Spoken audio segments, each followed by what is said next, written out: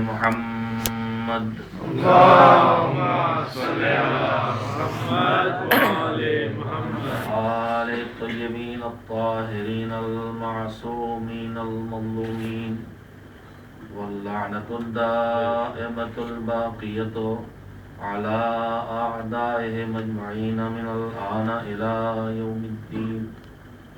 أما بعد فقد ورد في دعاء معروف بدعاء العلقمة عن الصادق عليه السلام: بسم الله الرحمن الرحيم. اللهم أحيني حياة محمد وذريته وأمتني مماتهم وتوفني على ملتهم واحشرني في زمرتهم ولا تفرق بيني وبينهم طرفة عين أبدا في الدنيا والآخرة.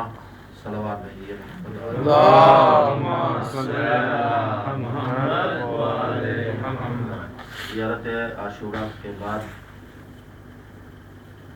جو دعا ہے، جو دعائے علقمہ کے نام سے مشہور ہے، اس لیے اس کے راوی جناب علقمہ ہیں، اور وہ دعا دوسرے اصحاب ائمہ سے بھی منقول ہوئی ہے، اور یہ معلوم ہوتا ہے کہ یہی دعا پانچویں امام نے بھی زیارت کے بعد کی تھی، اور یہی دعا چھٹے امام نے بھی کی تھی. طولانی دعا ہے. اس کا ایک جملہ میں نے آپ حضرات کی خدمت میں روزانہ کی طرح پڑھا ہے کہ مومن سید الشہداء کی زیارت کرنے کے بعد قبر سید الشہداء کو زیارت کر کے اور سلام کر کے جو دعائیں کرتا ہے، اس میں سے ایک دعا یہ کرتا ہے: اللہم احینی حیات محمد و ذریتہ. پروردگار، مجھے پیغمبر خدا حضرت محمد مصطفیٰ صلی اللہ علیہ وآلہ وسلم اللهم صل على محمد وآل محمد اور ان کی ضروریت، ان کی نسل، ان کی اولاد، ان کی آل، ان کے اہل بیت کی زندگی عطا فرما. یعنی جیسی زندگی ان کی ہے ویسی زندگی مجھے دے. وَأَمِتْنِي مَمَاتَهُمْ، اور جیسی موت ان کو تو نے دی تھی، جو باعزت موت، جو محترم موت، جو زندگی والی موت، مالک ویسے ہی موت بھی مجھے دے. اس کے بعد بندہ آگے دعا کرتا ہے: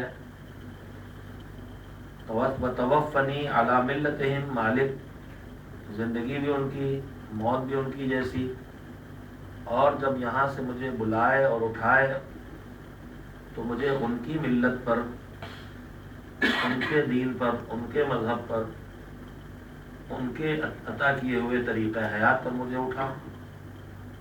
واحشرنی فی زمرتہم، اور قیامت کے میدان میں جب لوگ گروہ کر کے اٹھائے جائیں تو مجھے ان کے زمرے میں، ان کے گروہ میں، ان کے ساتھیوں میں شامل فرما کے اٹھا. اور اے میرے مالک، ولا تفرق بینی وبینہم طرفۃ عین ابدا فی الدنیا والآخرہ.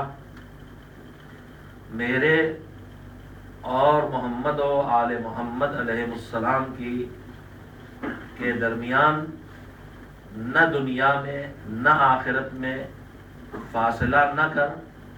اتنی دیر کی بھی جدائی ہمارے اور ان کے درمیان نہ ہو جتنی دیر ایک آنکھ کی پلک جھپکنے میں لگتی ہے، اتنی دیر کے لیے بھی ہم ان سے الگ نہ ہوں. عزیزوں، میں نے آپ حضرات کی خدمت میں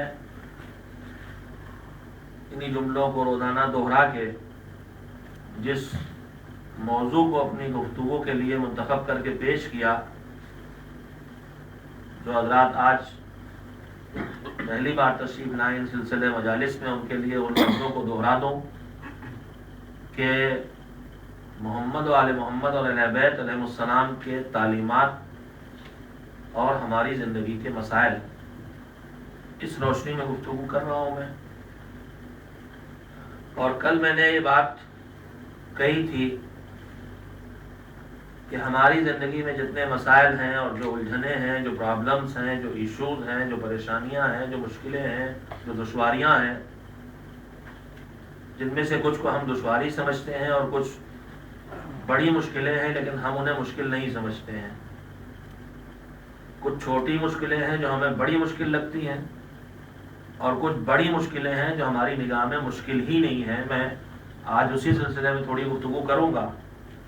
لیکن جتنی بھی مشکلیں ہیں، جو بھی پرابلمس ہمیں اپنی زندگی میں لگ رہے ہیں، جو مسائل ہمیں دکھائی دیتے ہیں، چاہے وہ دنیا کی زندگی ہو، چاہے آخرت کی زندگی ہو، چاہے وہ ہماری جسمانی جسم کی زندگی ہو یا ہماری روح کا مسئلہ ہو، چاہے وہ میری ذاتی اور انفرادی اور انڈیویجول زندگی اور لائف کا مسئلہ ہو یا میری سوشل لائف کا مسئلہ ہو، ان تمام مسائل اور ان تمام پیچیدگیوں اور الجھنوں اور مشکلوں اور مصیبتوں کی جڑوں میں جا کے اگر ڈھونڈا جائے تو ان میں سے کچھ بنیادی باتیں ہیں جن کی طرف ہماری توجہ نہیں گئی ہے، یا کچھ بنیادی غلطیاں ہیں جو ہم بار بار کر رہے ہیں، جس سے چھوٹی چھوٹی مشکلیں روز پیدا ہوتی ہیں. اس سلسلے میں میں نے کل آپ حضرات کی خدمت میں یہ بات کہی تھی کہ مذہب کے دیے ہوئے زندگی کے نظام اور سسٹم میں اور وے آف لائف میں کہ ہم زندگی کیسے بسر کریں، جو چیزیں سامنے آتی ہیں اور جن کی تعلیم ہمیں اہل بیت علیہ السلام نے دی ہے، ان میں سے ایک یہ بات بھی ہے کہ اللہ سے ہم کو جو نعمتیں ملی ہیں، اللہ سے ہم کو جو قوتیں ملی ہیں جن کی ہم گنتی نہیں کر سکتے، ہمارے پاس جو کچھ ہے سب اللہ کا دیا ہے. یہ زندگی اور اس کے بعد اس لائف اور اس زندگی کے بعد اس کو ملی ہوئی نعمتیں جن کی ہم گنتی نہیں کر سکتے ہیں اور جن کا ہم شکر بھی نہیں ادا کر سکتے ہیں. ہم ناشکرے ہیں اور بات ہے کہ کسی چھوٹی سی پریشانی میں ہم اللہ کے سامنے جا کے فریاد شروع کر دیتے ہیں کہ ہم تو اتنے نماز پڑھتے ہیں اور روزہ رکھتے ہیں اور دیکھیے ہم تو خمس بھی نکالتے ہیں اور ہم تو صدقہ بھی دیتے ہیں، اور کبھی یہ بچہ بیمار ہو جاتا ہے، کبھی بیوی بیمار ہو جاتی ہے، کبھی کاروبار بیٹھ جاتا، اور دیکھیے فلاں صاحب ہیں اللہ بدماش ہے، وہ نہ نماز نہ روزہ کچھ نہیں، ان کو دین کی فکر ہے، لیکن دیکھیے کیا زبردست زندگی ہو رہی ہے ان کی. تو ہم اپنی چھوٹی چھوٹی مشکلوں پہ اللہ سے شکوہ شروع کر دیتے ہیں. بات شروع کرتے ہی مجھے آج کی مناسبت سے جو آج کی مجلس سے آپ اور ہم سب جانتے ہیں، چوتھے امام حضرت سید سجاد زین العابدین علی بن الحسین علیہ السلام کی شہادت کی شب کی مجلس ہے، اور مجھے اسی مناسبت سے تذکرے بھی کرنا ہے. لیکن جو بات ذرا دیر میں کہتا گفتگو کے درمیان میرے دماغ میں امام کی سیرت کا ایک جملہ آ گیا، اور معصومین کے تعلیمات اور ان سے ملی ہوئی اس ایجوکیشن کو آپ کی خدمت میں دہرانے میں کوئی حرج نہیں ہے جب بات یاد آ جائے. ہم چھوٹی چھوٹی نعمتوں کے متعلق جب ہمیں نہ ہو وہ ہمارے پاس تو ہم شکوہ کرنے لگتے ہیں، اور جو اس نے ہماری زندگی جیسی نعمت دے رکھی ہے، اور زندگی کے بعد یہ زندگی نہ ہوتی تو کوئی نعمت ہی نہ ہوتی. زندگی خود اتنی بڑی نعمت ہے، اتنی بڑی نعمت ہے کہ اس کا احساس نہیں کر سکتے، اور اس کے بعد اس نعمت کے بعد نعمتیں ہی نعمتیں ہیں.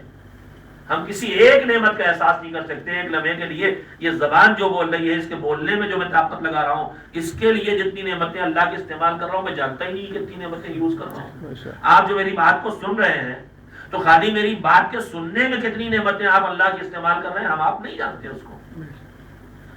تو لاتعداد نعمتیں ہمارے پاس ہیں، لیکن ہم جلدی سے شاکی ہو جاتے ہیں اگر چھوٹی سی کوئی مشکل ہماری زندگی میں پیدا ہو جاتی ہے. مجھے یاد آ گیا بات شروع کرتے کرتے چوتھے امام حضرت زین العابدین علیہ السلام کی سیرت کا ایک جملہ، اللہم صلی علی محمد وآلہ محمد. روایت کہتی ہے کہ آپ جو حاکم وقت ہے ولید، اس کے دربار میں گئے. اچھا انسان نہیں ہے، ظالم ہے، اور امام اپنی خوشی سے نہیں گئے، بلوائے جاتے ہیں تنگ کرنے کے لیے، ستانے کے لیے، اذیت پہنچانے کے لیے، کچھ نہیں، خالی ان کو ظالم کے دربار تک آنا تکلیف دہ ان کے لیے، بلانا ہی ان کو اذیت ہے. اب اس کے بعد بلا کے چاہے کتنے کے احترام کا اظہار کرو چاہے کچھ کرو، لیکن جیسے آپ اگر ایک اچھے انسان ہیں، مسجد میں آپ کو آنا اچھا لگتا ہے، امام بارگاہ میں آپ کو آنا اچھا لگتا ہے، لیکن خدا نخواستہ کوئی ایسا مسئلہ کھڑا ہو جائے کہ حکومت آپ کو مجبور کرے کہ پب میں جانا ہے، تو پب میں جا کے اس کے بعد آپ کو گلے میں ہار ڈالے جائیں، پھول ڈالے جائیں، آپ کو اونچی جگہ بٹھایا جائے، ہر طرح عزت کی جائے، لیکن خود پب میں جانا آپ مومن ہے تو آپ کے لیے تکلیف دہ ہوگا. تو دربار ظالم میں قاتلوں کا دربار ہے، یہ ظالموں کا دربار ہے، غاصبوں کا دربار ہے، امام کا حق جنہوں نے چھینا ان کا دربار ہے، اس میں بلانا ہی ان کے لیے اذیت ہے۔ تو درباروں میں جو بلاتے تھے اس لیے نہیں کہ بڑی محبت تھی، یہ اور بات تھی کہ جب یہ جاتے تھے تو ان کے ساتھ حق اور سچ اتنا واضح ہوتا تھا کہ دشمن کے منصوبے ناکام ہوتے تھے، بلاتے تھے انہیں ستانے کے لیے، لیکن کوئی نہ کوئی اچھی بات ان کی دنیا کے سامنے آ جاتی تھی اور دشمن کی کوئی کمزوری دنیا دیکھ لیتا تھا۔ ایسے ہی موقع میں امام کو بلوایا، امام تشریف لے گئے دربار میں۔ ولید نے امام، سارے امام عبادت گزار ہیں لیکن کسی کسی امام کی کوئی صفت زیادہ نمایاں ہو کے سامنے آئی ہے۔ چوتھے امام کی خصوصی صفت ہے آپ کی عبادت گزاری۔ تو آپ کے وجود کا عالم یہ تھا، آپ کے القاب میں چوتھے امام کے جو ٹائٹل ہیں، جن کے جو وہ خوبیاں، وہ کمالات جن کو دنیا نے پہچانا اور اس کی وجہ سے نام پڑ گیا۔ زین العابدین آپ کا نام نہیں ہے، علی نام ہے۔ عبادت گزاروں کی زینت، یہ آپ کا نام پڑ گیا ہے آپ کی عبادتوں کی وجہ سے۔ سجاد آپ کا نام نہیں ہے، علی نام ہے۔ اتنے سجدے کرتے تھے دنیا، اچھا وہ جو بہت سجدے کرتا سجاد، سید الساجدین آپ کا نام نہیں ہے، لقب ہے، یعنی اتنے سجدے کرتے تھے کہ نام ہو گیا کہ سجدہ کرنے والوں کے سردار۔ تو انہی القاب میں چوتھے امام کا ایک لقب ہے ذو الصفنات۔ صفنہ کہتے ہیں جو گھٹے پڑ جاتے ہیں، ہاتھ مثلا ہم لوگ کوئی سخت کام کر رہے ہیں، مستقل مشین کا کوئی کام کر رہے ہیں تو ہاتھوں میں کھال جگہ جگہ سخت ہو جاتی ہے۔ پیشانی میں آپ نے دیکھا سجدے کرتے کرتے نشان پڑ جاتا ہے، گھٹے پڑ جاتے ہیں۔ بعض عبادت گزاروں کی پیشانی پر باقاعدہ سیاہ کھردری کھال پیدا ہو جاتی ہے، گھٹے پیدا ہو جاتے ہیں۔ اعضائے سجدہ 7 حصے ہیں، 7 حصے بدن کے جو زمین پہ رکھے جاتے ہیں سجدے میں۔ روایت کہتی ہے کہ چوتھے امام کے جسم کے یہ 7 حصے، دونوں انگوٹھے، دونوں گھٹنے، دونوں ہتھیلیاں، پیشانی، کثرت نماز اور کثرت سجدہ سے اتنے سجدے کرتے تھے آپ امام زندگی میں کہ آپ کے یہ 7 اعضاء پر گھٹے پڑ جاتے تھے اور انہیں تراشنا پڑتا تھا سال میں 2 بار۔ تو سفنات کہلاتے تھے، اتنے گھٹے پڑ جاتے تھے اتنی کثرت کی عبادت کی۔ گریا اتنا کرتے تھے، گریا آپ نے سنا چوتھے امام، خوف خدا کے گریا بھی اور اپنے بابا پہ مظالم کا گریا بھی، دوہرا رونا ہے، دوہرا گریا ہو سید سجاد کا۔ خوف خدا سے آنکھیں حلقے میں، روزہ چوتھے امام ہی کے لیے۔ جملے میں جملہ یاد آتا ہے، کنیز سے کسی نے پوچھا کہ اپنے مولا کا ذرا سے ہمارے سامنے تعارف کراؤ، پہچنواؤ، ان کی تعریف کرو۔ تو کنیز نے کہا کہ تفصیل سے بات کرو یا مختصر لفظوں میں؟ تو پوچھنے والے نے کہا نہیں، تفصیل سے نہیں، مختصر لفظوں میں بتا دو۔ تو کنیز نے کہا میں ان کی کنیز ان کے گھر میں رہی، لیکن میں نے ان کے لیے کبھی رات میں بستر نہیں بچھایا، میں نے ان کے لیے دن میں کبھی دسترخوان نہیں بچھایا۔ اللہ اکبر۔ جملے کا مطلب تو سمجھتے ہیں نا؟ تو ایسے عبادت گزار، رخسار، نشان رونے کے، حلقے سیاہ، آنکھیں حلقے کے اندر، بدن کانپتا ہوا، چہرہ پیلا،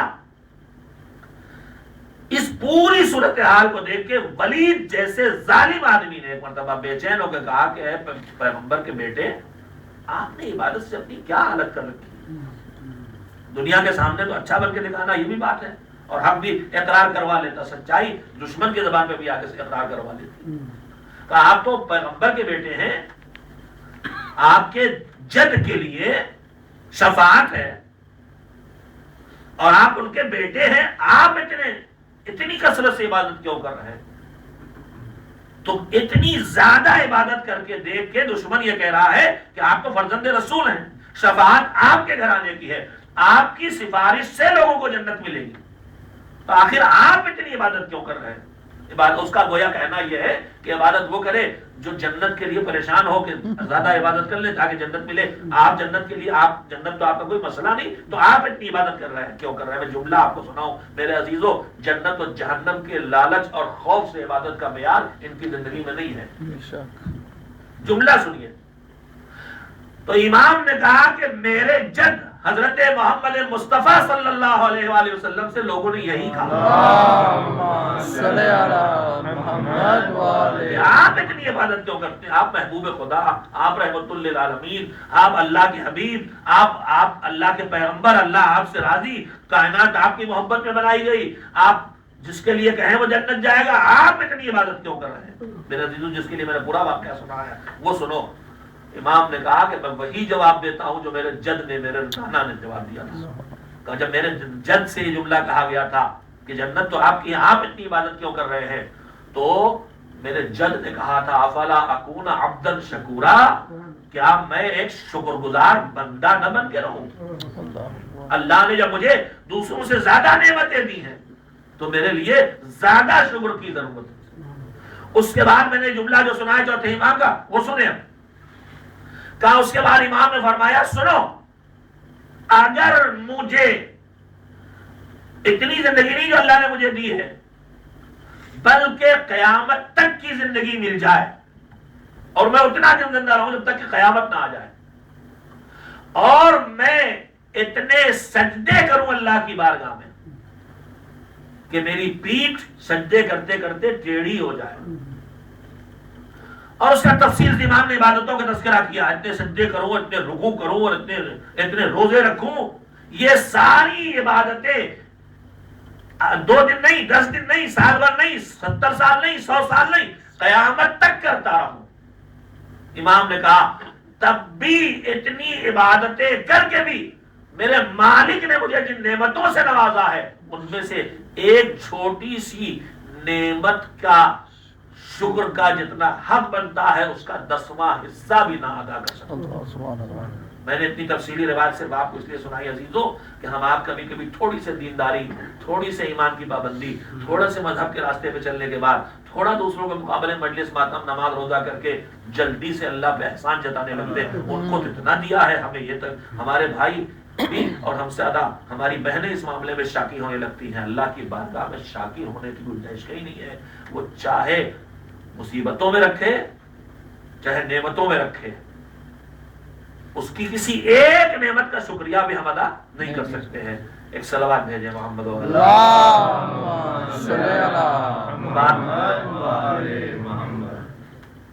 میں یہ کہہ رہا تھا کہ اللہ سے جتنی ہمیں نعمتیں ملی ہیں ان کی گنتی بھی نہیں کر سکتے، مگر مذہب نے ہمیں ایک نظام دیا ہے، اور معصومین کی تعلیمات یہ ہیں کہ اللہ کی دی ہوئی قوتوں اور ان نعمتوں، بولنے کی طاقت، سننے کی طاقت، دیکھنے کی طاقت، سونگنے کی طاقت، چھونے کی طاقت، سوچنے کی طاقت، یہ طاقتیں، اور اس کے بعد زندگی کی نعمت اور پیسے کی نعمت اور اولاد کی نعمت اور شکل و صورت کی نعمت اور بدن کی نعمت اور صحت کی نعمت اور مکان کی نعمت، اور نعمتیں اور طاقتیں بھری پڑی ہیں، ہم گنی نہیں سکتے ہیں۔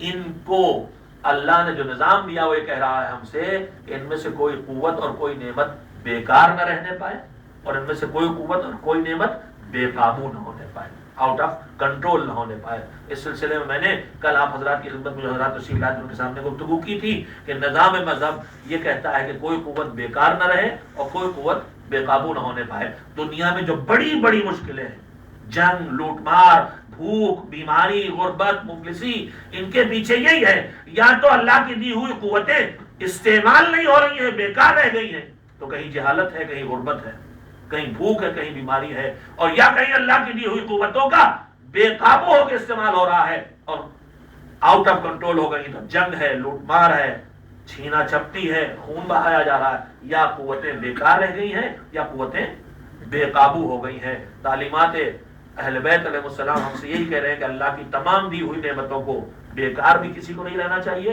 اور کسی کو بھی بے قابو نہیں ہونا چاہیے۔ میں آج چوتھے امام حضرت سید سجاد زین العابدین علی عبد الحسین علیہ السلام کی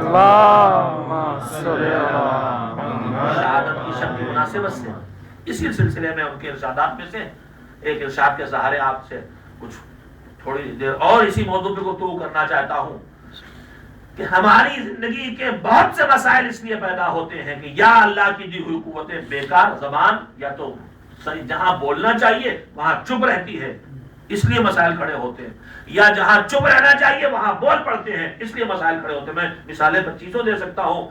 جب حق کے موقع پر سچائی کی گواہی دینا ہے وہاں اس قوت کے چپ رہنے سے خرابی پیدا ہوتی ہے، اور جہاں فتنہ بڑھتا ہے بولنے سے، ادھر کی بات ادھر لگا کے دلوں میں دوری پیدا ہوتی ہے، وہاں چپ رہنا چاہیے، وہاں یہ زبان ہماری بے قابو ہو جاتی ہے۔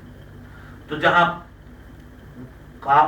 سکوت چاہیے وہاں بولنا، جہاں بولنا ہے وہاں سکوت۔ ایک نمونہ میں نے رکھا ہے، ہمارے پاس اللہ کی دی ہوئی جو نعمتیں ہیں ان میں ایک بڑی نعمت خود میں نے عرض کیا تھا کہ مشکلیں دو طرح کی ہیں. ایک مشکل وہ ہے کہ جس کا ہمیں احساس ہے, مسائل زندگی کے بہت سے ہیں, ان کا ہمیں احساس ہوتا ہے, ہمیں لگتا ہے یہ مشکل ہے. لیکن بہت بڑی بڑی مشکلیں ایسی بھی ہیں جو ہماری نگاہ میں مشکل ہیں ہی نہیں, اگر اہل بیت ہمیں نہ بتائیں, اگر ہمیں اہل بیت متوجہ نہ کریں. مثلا ہمارے درمیان کوئی بیمار ہو جاتا ہے, ہمیں یہ بات مشکل لگتی. ہمارے درمیان اگر کسی کی موت ہو جاتی ہے, ہمیں مشکل مسئلہ محسوس ہوتا ہے.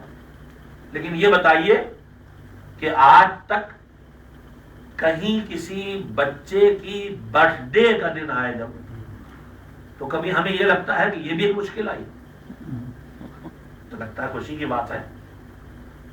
برتھ ڈے چاہے ہماری ہو, چاہے آپ کی ہو, چاہے کسی بچے کی ہو, کہیں سے نہیں لگتا ہمیں کہ زندگی کی کوئی مشکل آ گئی آج. اب معصوم کی تعلیم دیکھیے. سید سجاد حضرت زین العابدین علیہ السلام جملہ ارشاد فرماتے ہیں, اللہم صلی علی محمد وعلی. امام فرماتے ہیں کہ یہ انسان روزانہ کی مشکلوں اور مصیبتوں اور مسائل میں الجھا رہتا ہے, اس کو ان میں پریشان رہتا ہے اور ان کی شکایت کرتا ہے, آج یہ مشکل ہو گئی, آج یہ پریشانی ہو گئی, آج یہ پرابلم آ گئی. یہ سب ہم لوگ آپس میں یہی کرتے ہیں. امام نے فرمایا حالانکہ ہر انسان جو صبح سے شام کرتا ہے, زندگی گزار رہے ہیں, ہماری زندگی چل رہی ہے نا, رکی تو ہے نہیں, ہمارے ہاتھ میں تو ہے نہیں کہ اسے روک لیں. تو یہ جو صبح سے شام ہم کرتے ہیں, امام فرماتے ہیں کہ صبح سے شام یہ انسان نہیں کرتا, اس کی لائف میں, اس کی زندگی میں 3 مشکلیں آتی ہیں.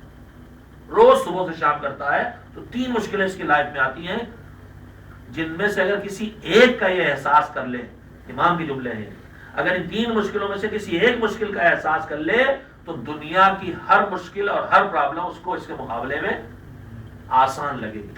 دنیا کی ہماری پرابلم اپنی جگہ ہم لوگ رکھ لیں, کہیں میاں بیوی کے جھگڑے ہیں, کہیں اولاد نالائق ہو, کہیں کاروبار بیٹھا جا رہا ہے, کہیں مکان کی قسط نہیں جمع ہو رہے, نہ جانے کتنے پرابلمس ہمارے. جتنی بڑی سے بڑی مشکلیں ہم اپنی زندگی کے سوچ سکتے ہیں, سوچ لیں. امام کہتے ہیں تمہاری زندگی کی بڑی سے بڑی مشکل جو میں بتانے جا رہا ہوں 3 مشکلیں, اور جن کا روز کا تمہارا سامنا ہے, یہ نہیں کہ کبھی کبھی آتی. انسان روز ان 3 مشکلوں کا سامنا کرتا ہے, مگر اسے اس کا احساس نہیں. ان میں سے ایک مشکل کا واقعی احساس کر لے تو باقی مشکلیں اسے مشکل نہیں لگیں گی. امام نے کہا ان 3 مشکلوں کو گنانا شروع کیا. امام نے فرمایا کہ پہلی مشکل صبح سے شام آدمی نہیں کر رہا, واقعا اگر یہ احساس ہو جائے ہمیں تو بڑی مشکل ہے. امام نے کہا کہ آدمی اس دنیا میں جو لائف لے کے آیا, جتنی زندگی لے کے آیا ہے, ہمیں آپ کو تو نہیں پتا کتنی ہے ہمیں, لیکن دینے والے کو تو معلوم ہے نا کہ کتنے دن کی ہے. ہم میں سے کسی کو نہیں پتا, نہ اپنے بارے میں نہ دوسرے کے بارے میں. اس کی قوت برداشتی ہمارے اندر نہیں ہے. اگر یہ ہمیں پتا چل جائے کہ ہم کتنی زندگی پانے والے ہیں تو نہ جانے کتنی مصیبتیں کھڑی کرتے ہیں. الگ الگ طرح کے لوگ ہوتے ہیں. کوئی ذرا کمزور دل والا ہو, کہا تمہاری زندگی 70 سال, ہاں 50 کے ہو گئے, 20 ہی سال رہ گئے, بیٹھ کے رونا پٹنا شروع کر دیا, ارے میری زندگی کے 20 ہی سال رہ گئے. دوسرا ذرا طاقتور تگڑا, کہلے 70 سال ہے, 50 سال کے کہا 20 سال باقی ہیں. اس کو ٹھوکا, اس کو پیٹا, اس لیے کہ میں تو 20 سال ابھی رہوں گا. تو اللہ نہ بتائے تو جس چیز کو نہ بتائے اس میں خیریت ہماری ہوتی ہے. خیر تو وہ عمریں نہیں بتاتا, لیکن ہے تو سب کی معین. کسی کے 50 سال, کسی کے 60 سال, 70, 80, 90, 100 جو ہی چاہے کر لیجیے, جتنی جی چاہے بڑھا لیجیے.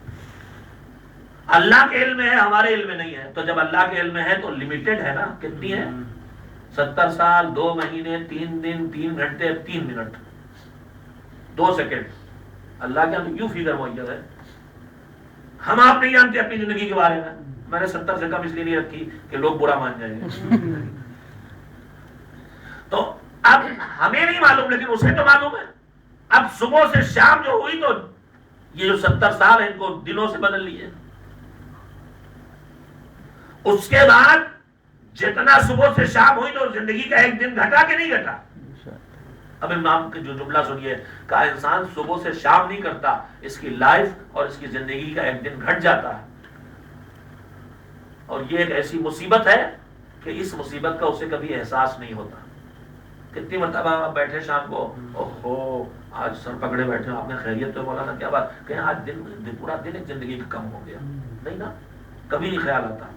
اور جیب سے ایک پاؤنڈ اگر گر جائے تو مرحوم کہیں نہ کہیں یاد آ جائے گی. امام کا جملہ یہ ہے کہ زندگی کا ایک دن کم ہو جاتا ہے، لیکن اسے کبھی احساس نہیں ہوتا کہ میری زندگی کا ایک قیمتی دن گھٹ گیا. جبکہ جیب سے ایک درہم یا ایک دینار گر جائے تو پلٹ کے یاد آتا ہے کہ میرا ایک دینار یا ایک درہم یا ایک پاؤنڈ یا ایک ڈالر گھٹ گیا. اور پھر اس سے قیمتی جملہ امام کو سنیے. امام نے کہا حالانکہ یہ درہم، یہ دینار، یہ پاؤنڈ، یہ روپیہ جو گر گیا ہے اور کھو گیا ہے، یہ تو پلٹ کے واپس مل سکتا ہے، لیکن زندگی کا تو دن چلا گیا ہے پھر پلٹ کے واپس آنے والا ہے. امام نے کہا یہ ہے مشکل انسان کی زندگی کی کہ وقت گزار رہا ہے، دن گزر رہا ہے، وقت گزر رہا ہے، روز ایک ایک دن حیات کا گھٹتا جا رہا ہے، اور اسے جو کچھ کرنا ہے یہاں سے لے کے آخرت تک اسی محدود وقت میں کرنا ہے، مگر وہ اس کی قیمت نہیں پہچانتا ہے، وقت گزرتا جاتا ہے. یہ مشکل ہے. اگر اس مشکل کا انسان احساس کر لے تو دوسری مشکلیں اس کو اس کے مقابلے میں آسان لگیں گی. اب 2 جملے اور جو امام نے سنائے ہیں، فرمائے ہیں، وہ آپ کو سنا دوں. دوسری کون سی مشکل ہے؟ حیرت ہوگی سن کے آپ کو اگر آپ نے سن رہے ہیں. امام نے کہا صبح سے شام جو انسان کرتا ہے تو اس پر ایک اور مشکل کا سامنا اسے، اور یہ اسے مشکل سمجھتا ہی نہیں. تو وہ کیا؟ کہا صبح سے شام کرتا ہے تو اسے دن بھر کی روزی بھی ملتی ہے. آدمی کو اللہ کی طرف سے اس کے دل کی روزی ملتی ہے، اور یہ جو روزی ملتی ہے یہ بھی اس کی زندگی کی مشکل ہے. امام نے کہا اس میں، امام نے جب فرمایا تو پوچھنے والے کا مولا اس میں کیا مشکل؟ اور روزی مل رہی اللہ کی نعمت ہے، اس میں بھی مشکل ہے. وہ تو عمر گئی تو ٹھیک ہے مشکل ہے، لیکن یہاں تو روزی آئی، اس میں بھی مشکل ہے. تو امام نے جملہ فرمایا، امام نے جملہ یہ فرمایا کہ ہاں مشکل ہے اس لیے کہ یہ جو روزی آ رہی ہے یہ کدھر سے آ رہی ہے، اور یہ جو روزی جا رہی ہے تو کدھر جا رہی ہے. روزی آنے کے 2 ہی راستے تو ہیں. جس راستے سے آئے گی وہ کون سا راستہ ہوگا؟ یا حلال راستہ یا حرام راستہ، یا محنت کر کے، جاب کر کے، وقت لگا کے، ایمانداری سے ہم نے روزی کمائی، یا جھوٹ بول کے، دھوکہ دے کے، فریب کر کے، چوری مکاری کر کے روزی کمائی. روزی تو میرے پاس آئی لیکن ایک حلال ذریعے سے، ایک حرام ذریعے سے. امام نے کہا کہ یہ روزی آئی ہے یہ بھی ایک مشکل ہے، اس لیے کہ یا حرام سے آئے گی یا حلال سے آئے گی. اگر حرام سے آئے تو اس لیے مشکل ہے کہ حرام سے آئے گی تو اس پر اللہ سے عذاب ملے گا، اور اگر حلال سے آئے تو بھی مشکل ہے، اس لیے کہ جو روزی حلال سے بھی آئی ہے تو اللہ کو کل اس کا حساب دینا ہوگا. اتنا نہیں خالی کہ تم نے حلال سے کما لیا تو کافی ہے، جو حلال سے کمایا ہے اسے کہاں خرچ کیا ہے، اللہ کی بارگاہ میں اس کا حساب بھی دینا ہوگا. قیامت میں جن چیزوں کا حساب دینا ہے، چوتھے امامی کا ارشاد ہے کہ کچھ چیزیں ہیں جن کا اللہ کی بارگاہ میں حساب دینا ہے، ان میں سے ایک روزی کا حساب دینا ہے، عمر کا، اپنی زندگی کا حساب دینا ہے، اپنی جوانی کا حساب دینا ہے، اپنے علم کا حساب دینا کہ تم نے لگایا کہاں، لائے کہاں سے ایک مسئلہ ہے، اس کے بعد لگایا کہاں یہ دوسرا مسئلہ ہے. کہ اس حلال ہو تو بھی مشکل، حرام ہو تو بھی مشکل ہے. حرام ہو تو اللہ سے عذاب، اور حلال ہو تو حساب دینا ہے. آپ کو واقعات کے سارے باتیں یاد رہ جاتی، اس لیے بھائی سنا دوں. پیغمبر خدا حضرت محمد مصطفیٰ صلی اللہ علیہ وآلہ وسلم نے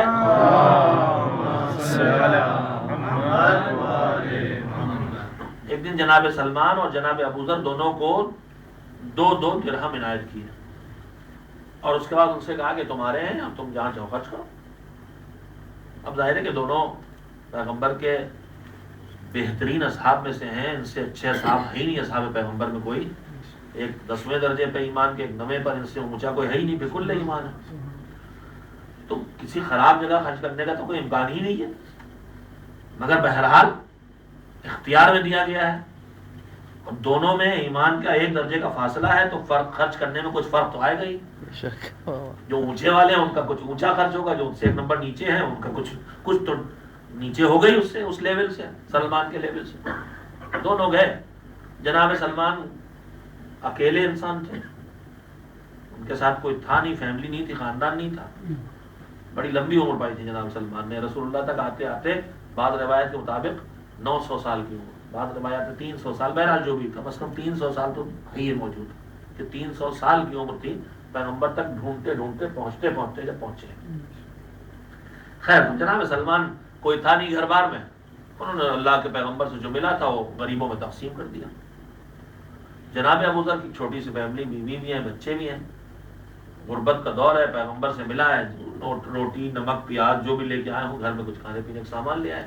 دونوں نے خرچ کر دیا، انہوں نے بھی اچھی جگہ، انہوں نے بھی اچھی جگہ. پھر پیغمبر کے پاس جب آئے اگلے دن تو پیغمبر نے کہا تم کو جو 2 درہم دیے تھے وہ اس کا حساب لاؤ. تو ان کا حساب لے لیا.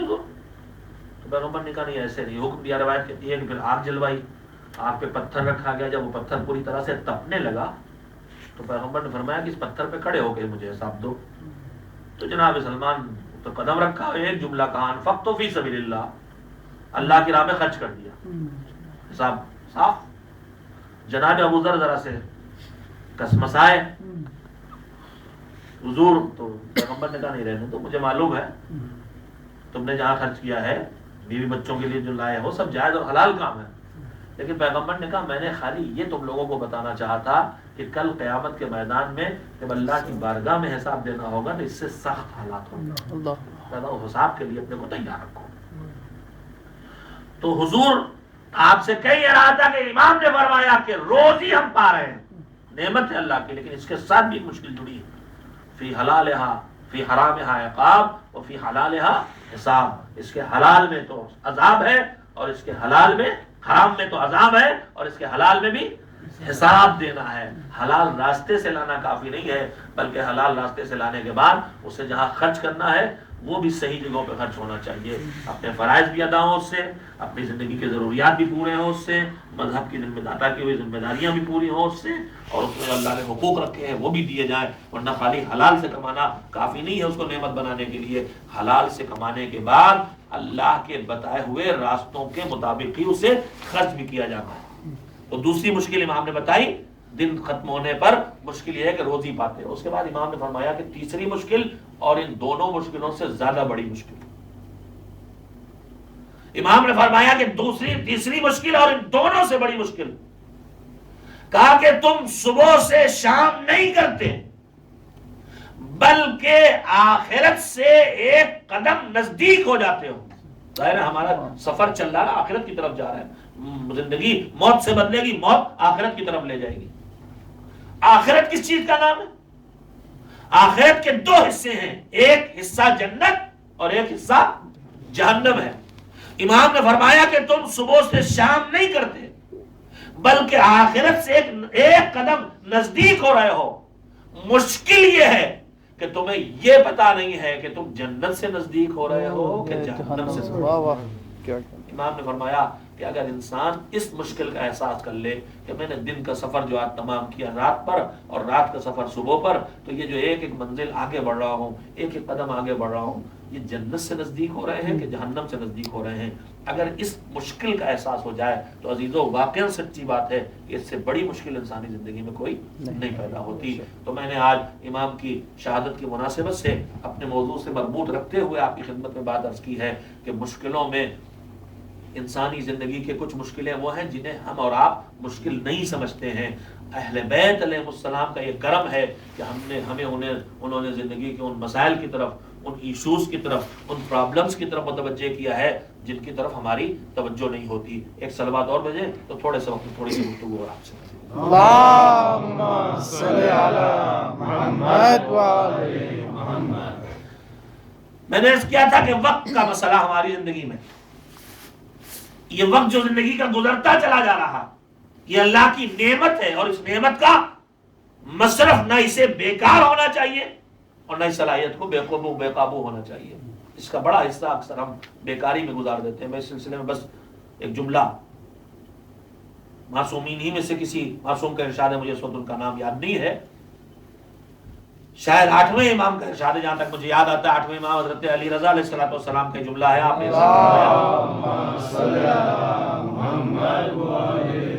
کہ اللہ نے جو ہمیں زندگی دی ہے، زندگی کو ہم جس دن گزارتے ہیں، کبھی کچھ کر کے کبھی بیکاری میں، دونوں طرح گزارتے ہیں. بڑی قیمتی شے ہے جسے بیکاری میں گزار دیتے ہیں. حالانکہ اس بیکاری کے لیے بھی بہترین مصرف معصومین کی طرف سے ملا ہے ہمیں.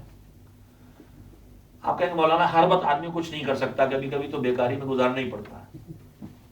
یعنی اب ہمارا جی نہیں چاہتا، کچھ بھی کرنے کا جی نہیں چاہتا، بے شک ایسا ہوتا، کچھ بھی کرنے کا انسان کا جی نہیں چاہتا نہ، حتیٰ کہ وہ تھکن اور مثلا وہ سستی بدن پہ طاری ہوتی ہے کہ یہ بھی نہیں چاہتا کہ مثلا آنکھیں بند کر کے خالی زبان ہلا کے مثلا ذکر خدا کرتے رہے، نہیں جی چاہتا، لا الہ الا اللہ کہیں یہ بھی جی نہیں چاہتا، آنکھیں کھول کے ماں باپ کسی کا چہرہ دیکھیں یہ بھی نہیں جی، تھکا ہے، بالکل تھکا ہوا آدمی، لیکن ان سارے حالات میں جب واقعاً کچھ کرنے کو جی نہیں چاہتا، تب بھی جب آنکھیں نہیں دیکھتی، جب کان بند ہیں، جب زبان بند ہے، اس عالم میں بھی دماغ اپنا کام کرتا ہے کہ نہیں؟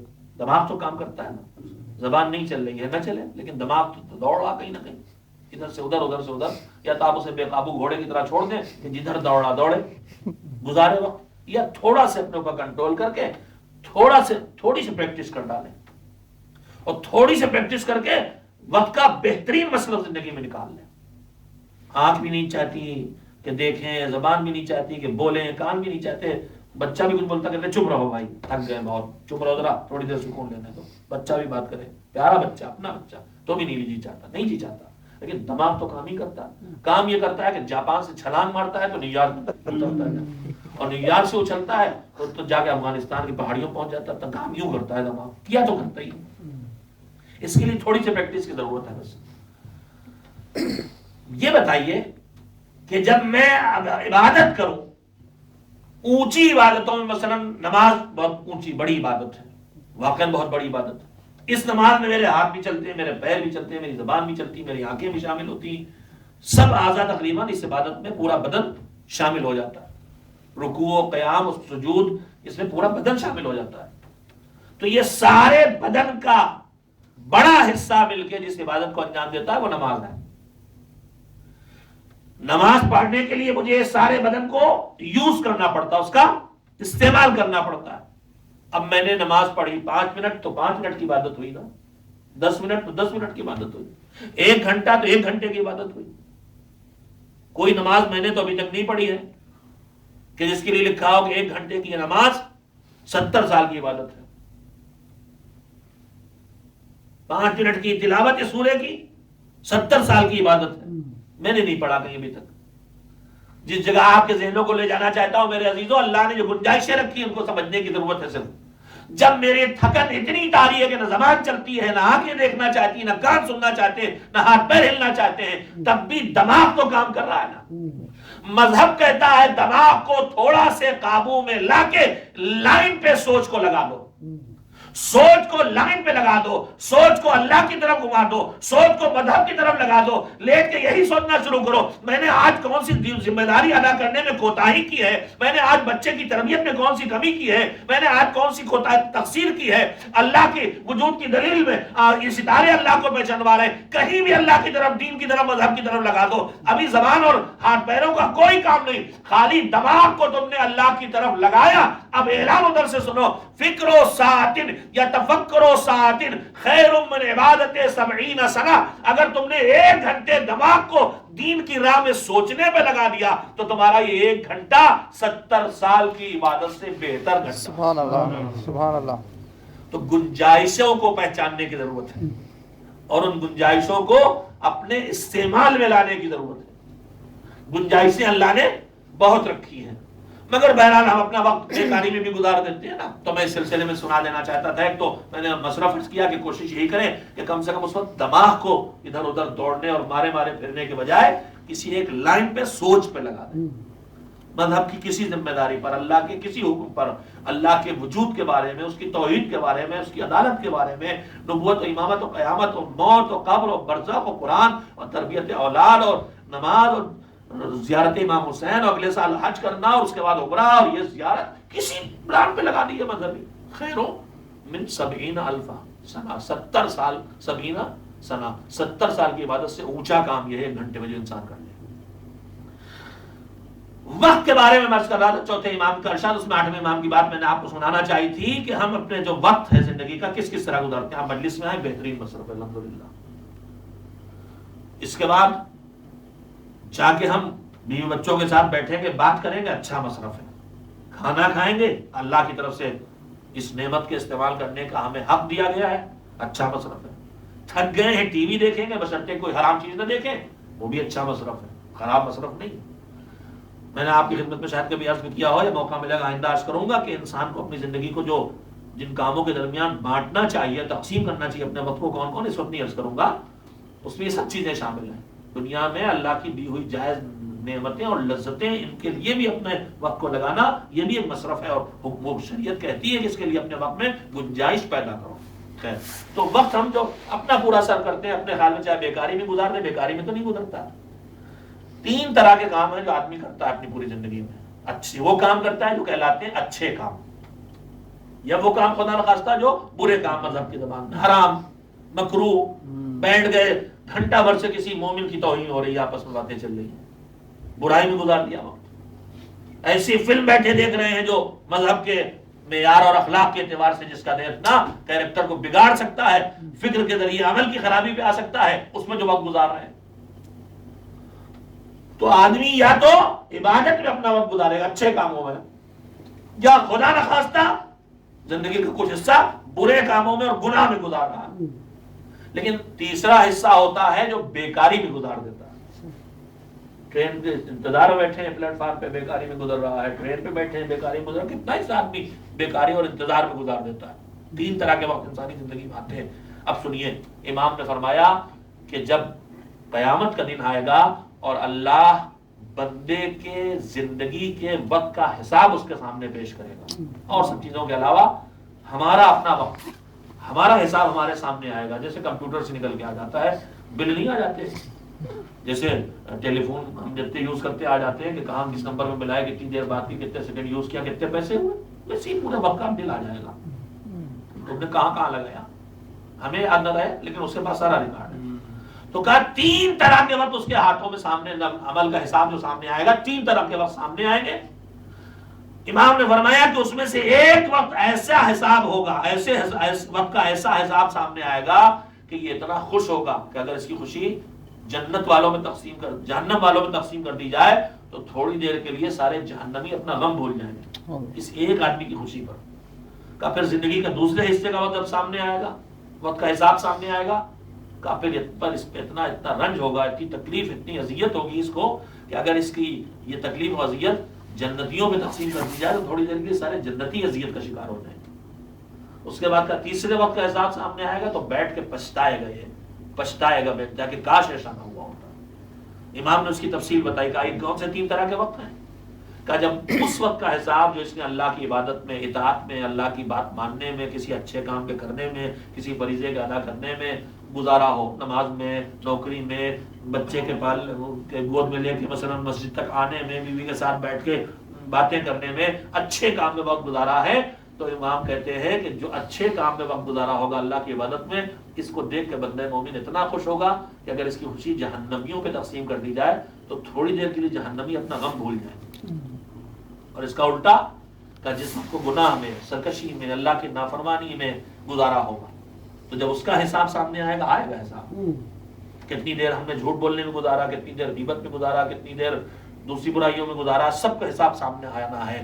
تو مالک جب یہ حساب بندے کے ہاتھ میں دے گا تو اتنی تکلیف ہوگی بندے کو, اتنی اذیت ہوگی کہ روایت کہتی ہے اگر یہ غم اور یہ اذیت تقسیم ہو تو سارے جنتی رنجیدہ ہو جائیں گے. اور تیسرا جس پر پچھتاوا ہوگا کہ وہ وقت ہوگا کہ جس کو انسان نے بیکاری میں گزار دیا, بے مصرف گزار دیا. بے مصرف اور بیکاری میں گزارا ہوا وقت ہماری زندگی کا بڑا حصہ ہوتا ہے عزیزو. اور معصومین کہتے ہیں کہ بیکاری میں نہ گزارو, کچھ نہیں کر سکتے ہیں تو کم سے کم اچھی راہ میں سوچنے پہ اس وقت کو لگا کے ادھر گزارو. تو میں نے آپ حضرات کا جتنا وقت لیا اپنے چوتھے امام حضرت زین العابدین علیہ السلام کے تذکرے کے طفیل میں اور ان کی زندگی, ان کی شہادت کی شب کی مناسبت سے میرے عزیزو, اس امام کی زندگی کا خلاصہ یہ ہے. کل بھی انشاءاللہ اس سلسلے کو جاری رکھتے ہوئے آگے گفتگو کروں گا.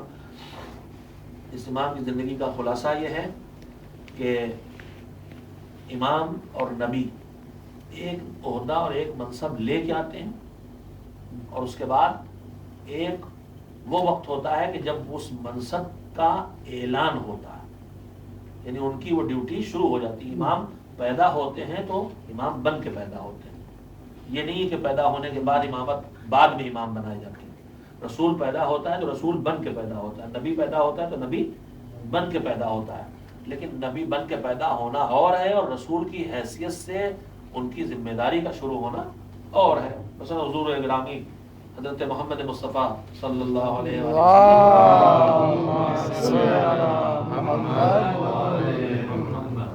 کی زندگی 40 سال تک نبی تھے لیکن بعثت نہیں ہوئی تھی، مبعوث نہیں ہوئے تھے. ابھی ذمہ داری نہیں رکھی گئی تھی کہ رسالت کا کام شروع کرو.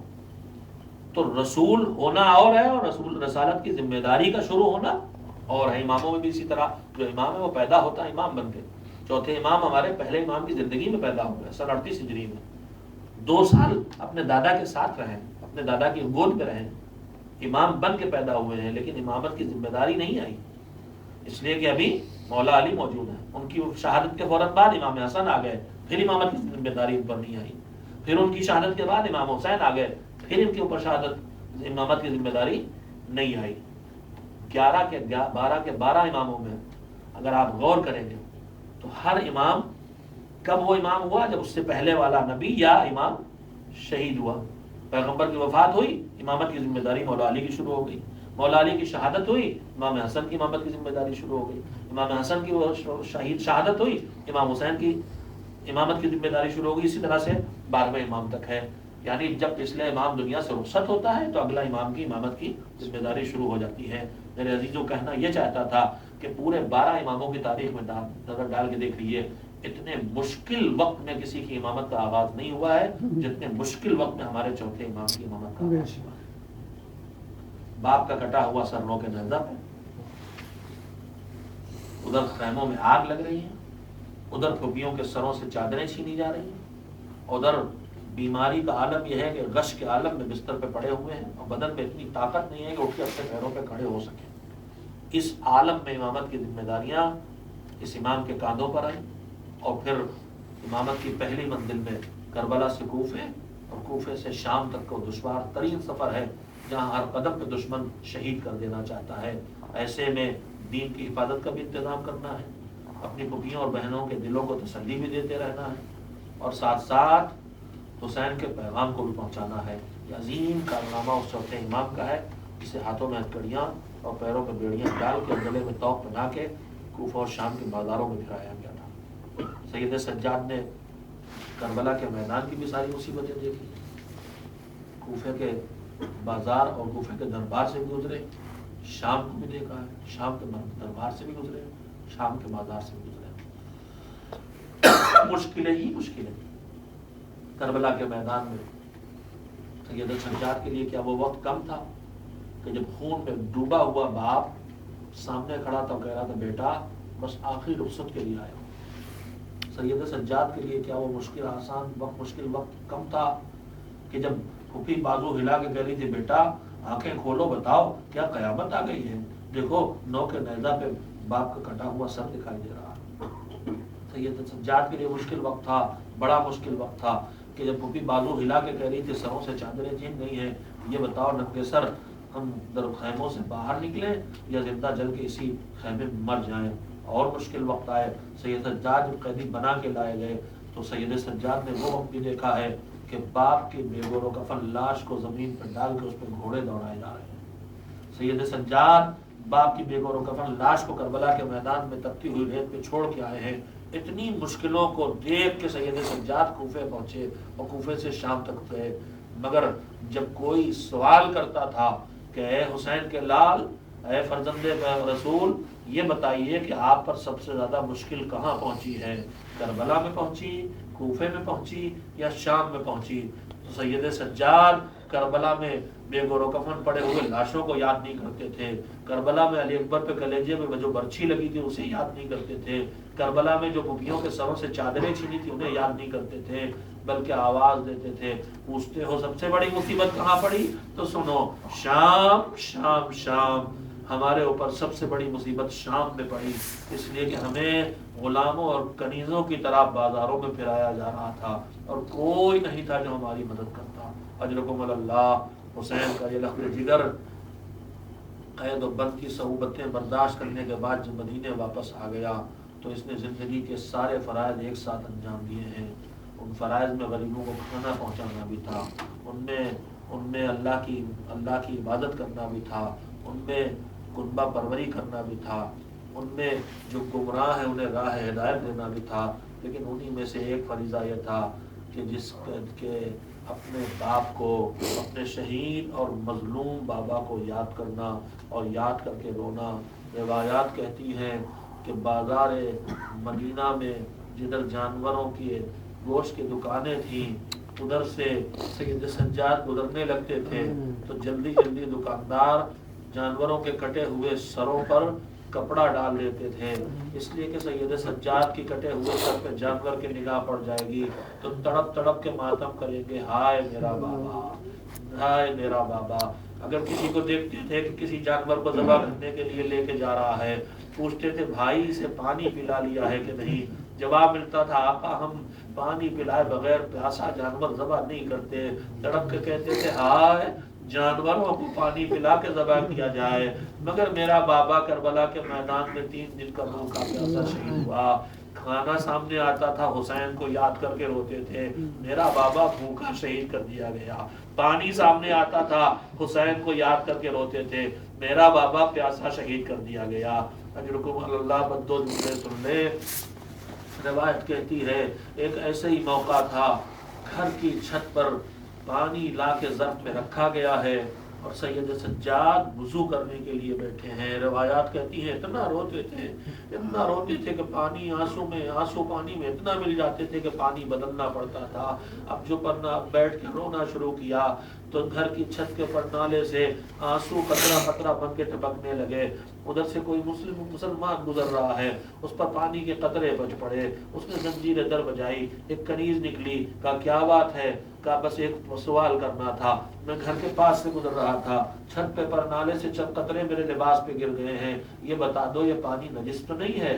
بس یہ سننا تھا۔ کنیز سر پیٹ پیٹ کر رونے لگی، وہ گھبرا گیا، اس نے کہا میں نے کیا کہا ہے؟ میں نے اتنا ہی تو تم سے پوچھا ہے کہ پانی نجس تو نہیں ہے۔